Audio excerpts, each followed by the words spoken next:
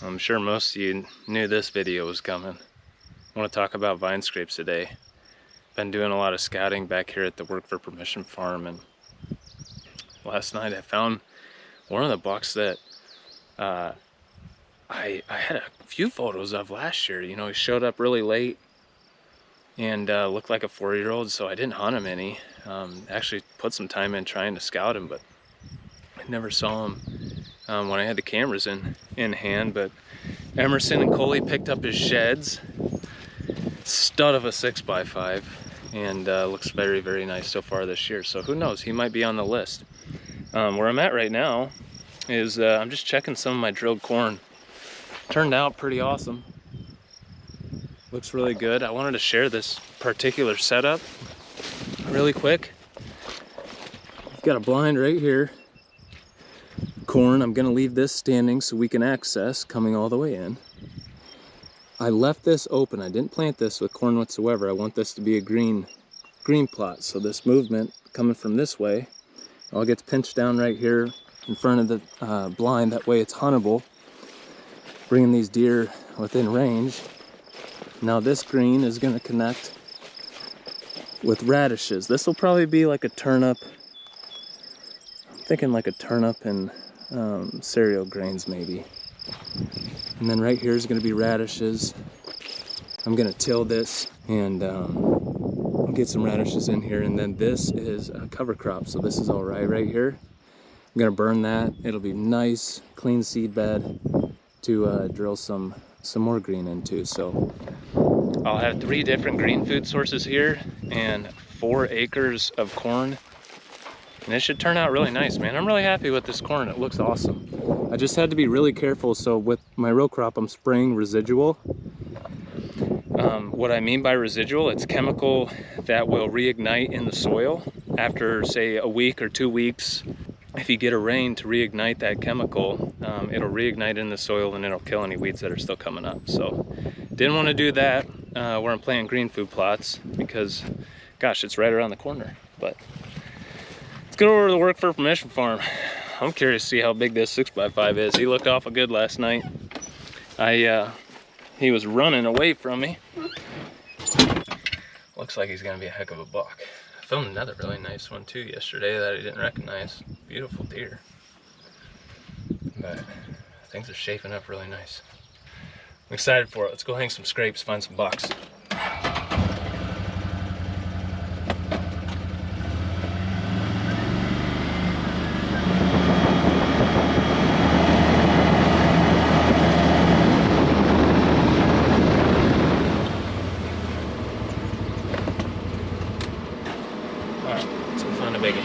So I should probably start with location. Location of where I'm putting vine scrapes. You know, I was just thinking about this on the way over here. Always talked about really specific spots in the past when I've done these videos. But when I've talked about it in the past, I'm talking about fence gaps, corners of secluded fields, always in a secluded location. Because that's where deer feel comfortable in daylight hours. And you know, wherever the deer are, so like a green food source this time of year. And when I'm talking about that, it's normally like clover, alfalfa. They're spending a lot of time there in the season hours too anyways. So those are really good locations. But why those locations are so good is because they're spending so much time year round on those locations. They're obviously pinch points already, but where you have these bottleneck kind of areas, the deer are using continuously throughout the year. When they come past these vines that I do, they can't resist. They hit them every single time. So this is where I saw them yesterday. This is another piece of what I was talking about in the last video. In-person scouting makes a world of a difference. So I'm not guessing on where this deer's coming out to go feed every night. I know.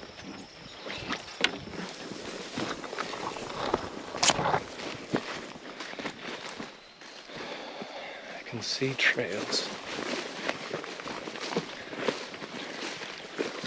There's gonna be a pinch right here. Oh yeah, bingo. All right, check this out. So here is just a normal pinch, I guess. Not a man-made or anything. Got a big trail coming here. Last night I watched that deer take this trail right here. And normally whenever I see deer, when you spook them, it seems like they're always going to take a trail that they feel really safe on when they're bouncing out of there, running away from you. But check this out. We got a trail coming down here, another trail here, big trail coming over. Now look here. This is a steep ditch. Big trail coming up. This ditch continues. So right here in this low spot where it's not steep or anything, these deer are traveling. They're taking the road less, or the road easiest traveled. You get better at describing stuff. But there's a really good example of talking something else. I don't want to get too far off topic, but boys, culverts, oh my goodness. You got a big ditch, it's like putting feed out for deer, man. You can pinch them down so easily, it's nuts. So, all right, I got my spot picked out. Now I got to find a vine. As far as finding vines, if you guys have trouble finding them, I have really good luck looking for vines really close to water. So they like water and sunlight. So I can see 3 vines right here. They're hugging this ditch right here. I think I see a grapevine over there, but see this? That is not the vine we were looking for.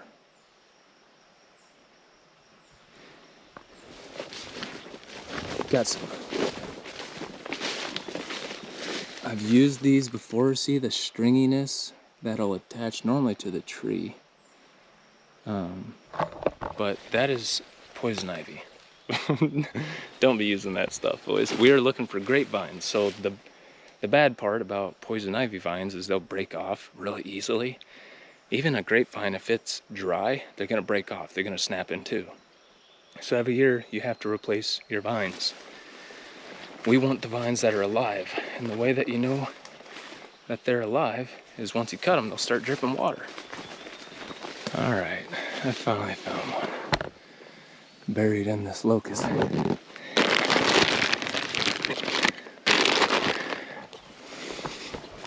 Now let's see if it's even usable. All right, so this one's a little bigger than I would normally use. I'm looking for at least 1 inch in diameter.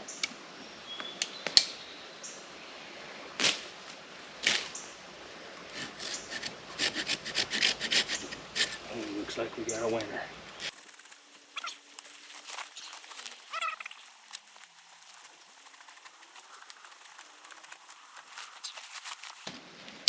A little bigger than I'd like.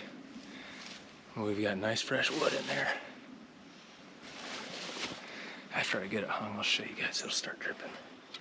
Here's another thing I'll mention on the way back.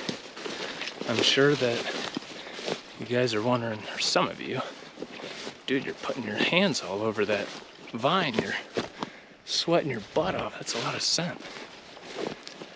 So I used to think the same thing. Like, man, don't touch my vines. I remember this one time we were doing a vine video actually over on one of Jared's pieces, and I just got done hanging the vine, just put some scent on it. Well, Ben, you'll laugh at this, probably forgot about it, but Ben, the past intern, he grabbed onto the vine like, oh, that's pretty neat, man. And Jared, I just looked at each other like, bro, what are you doing? Ben's doing really good. He was a past intern. He's down in Georgia. All right, next step. We got our location picked out. We got our vine. I want to open this up. So when deer come down here, it's fine, boom, right in the middle of their face. There's no other limbs that are hanging down. It's very clear that, hey, that's the only thing that's hanging there kind of deal. So let's get these branches cut.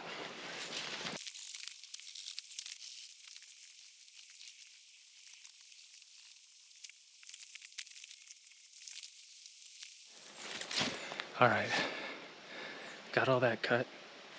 I've got a nice little limb right here I can hang this vine on now, so I'm gonna take out my zip ties. If you get thicker ones, you can just use one.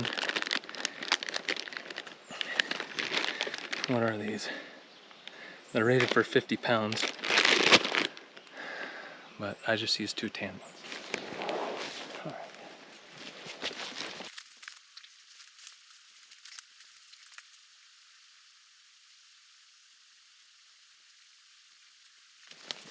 All right, now that I've got it hung, look at this. So normally, ideally, you got a thicker branch. That way you can mount it up a little higher. I could probably try connecting it with this branch right here. Might try that, but say this is what you guys are dealing with. I'm gonna come in, I'm gonna clip these lower hanging branches right here.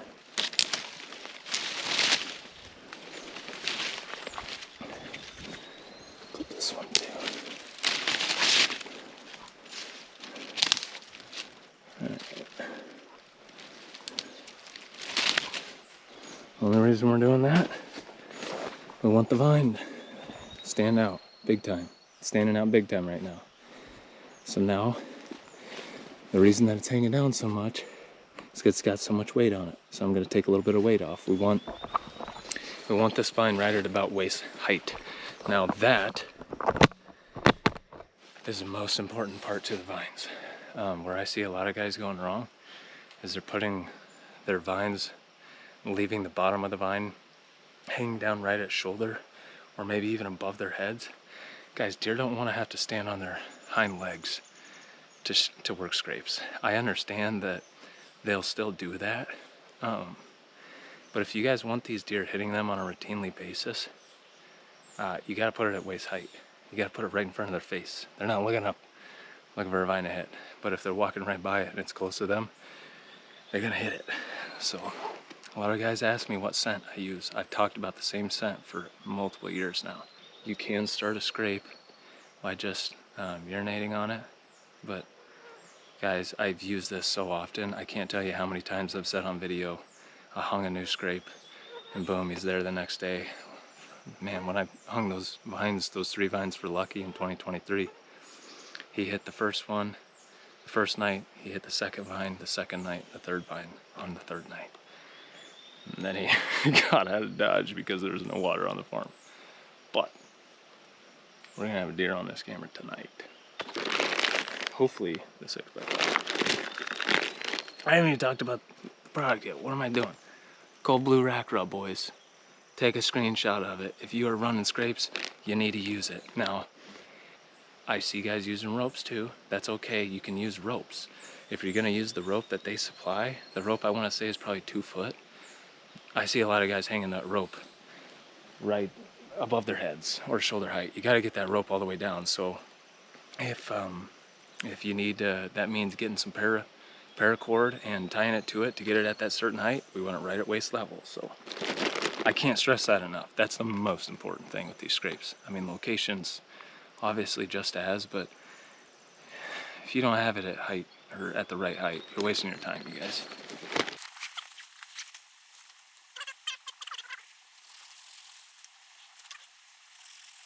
That's perfect height.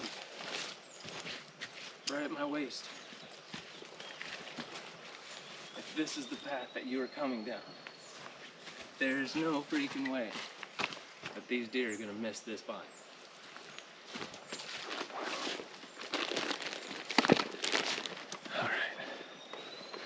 Where to put my go-go juice? Now this is like a gel consistency, so it's really easy to coat on the vine. See it? So I'm just gonna take this out and rub it on the vine real quick. And that's it, boys. I'm gonna throw a Moultrie over this. Hopefully we'll get him on camera tonight. Normally when I hang these vine scrapes, I almost always have a deer on them that night. And these vines, they work all over. I know I'm on the work for permission farm. It's a lot less pressured over here, but my farms across the state that are very pressured, dude, this is basically all I run cameras on year round. So actually here, let's call it Zebulon. Zeb interned with me for a bit last year, and he was talking a lot about his farm back home in Tennessee, and how it's really hard getting the deer on camera or whatever. And we were talking to his dad Dwayne, and he wanted to try those vine scrapes. Zeb got him to go go hook one up. Let's see real quick. See if I have service.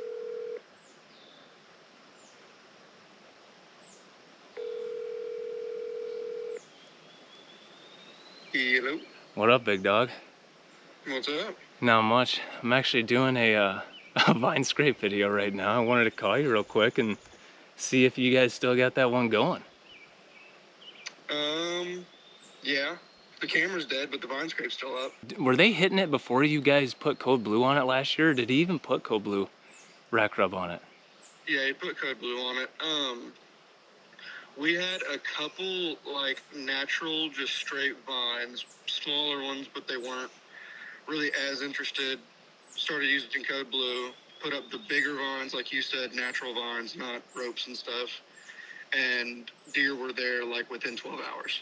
Right on, bro. Dude, did that mature one? I can't remember. What was his name, Zeb? But did that mature one make it through? Oh, gosh. We called him, the Freak. The Freak, that's what it was. Yeah, it was the Freak. That's gnarly, bro. All right, Zeb, we'll take care. We'll talk to you soon, bud. You as well. Yep, talk to you later. All right, peace. Bye. Zeb's a cool dude. We were geeking over forestry and over trees last year. He's a big forestry guy. That's what he's going to school for. But he's actually gearing up for a trip out in Colorado, so I wish him the best. He's getting after it, man. Doing some training beforehand. But just going over these vines one more time. I think the most important thing, getting your location in a high traffic area. That way the deer are there. Now to draw those deer there, I want to make sure that we're opening up the canopy. We're opening up the understory so this vine pops as much as possible. If you're in a timber setting, you're surrounded by green. This vine, the bottom of it's in a ditch. It's water, so these deer aren't gonna work the dirt. They normally don't work the dirt in the summer months. Normally when they start getting more aggressive, testosterone starts flowing. The bucks will work underneath the vines come October, September on after that point. I guess you just heard it off of Zeb. I know, guys, you can put these vines up without scent. They'll eventually hit them, but if you want them there right away, if you want them using them as much as possible, which that is the goal with these vines, for intel, you can put them right by your tree stand. That way you don't have to stop them. Just another attractant. Put these deer in bow range. The Code Blue makes a really big difference getting them started. Now, I will not apply Code Blue to that the rest of the year until I bring a new vine here next year and I reapply. The deer are going to hit this tonight within a few hours, maybe even, and we're going to have fresh deer scent going forward. They're just going to keep the scent there. So that's about it. Last little announcement. Going forward, Casey's going to be moving down with me. So her and I have always lived 3 and 4 hours away. And Casey is an orthodontist assistant over in eastern Iowa. And we see each other normally every other week on the weekends, or maybe every weekend some weeks. But we're both really excited. We recently got engaged this past year, or this past spring. And we're excited to take this journey together. We're kind of taking a big chunk. She's going to work for my land management company, and then she's going to film me every day, and I'm going to hopefully teach her some editing too. So I'm excited about it, man. So I think things are going in a good direction. Hopefully you guys are getting pictures of some biggins. Next week I want to talk about food plots. I got a couple plots that anyone can do. Anyone. Even with some hand tools. So appreciate you guys watching. We'll see you on the next one. And until then, go find a biggin. Peace.